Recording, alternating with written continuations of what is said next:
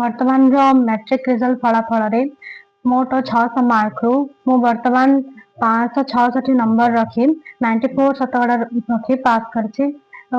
Result मो एक खुशी खबर अटे।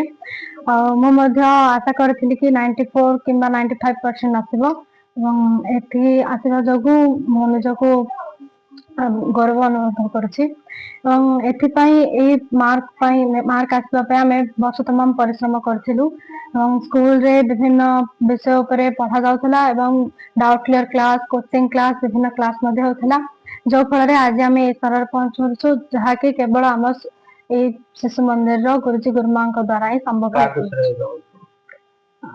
मु प्रकृत विद्यालय रे 12 वर्ष पाठ पढ़ी तेणुक पिलाठू माने छोट पिला मानक पढ़ाउथबा गुरुजी गुरुमा आरंभ करी समस्त उच्च शिक्षा दौथबा गुरुजी गुरुमा को श्रेय महिमा चाहिए एवं तत्सहित मो परिवार एवं श्री जगन्नाथ मोर फलाफल श्रेय मणिबा को चाहिए।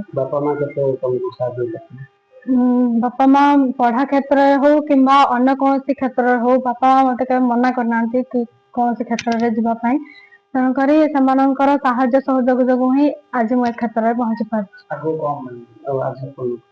आगु को मु एक आदर्श अध्यापिका हाँपाई इच्छा रखी। मोर 97% रही 582 मार्क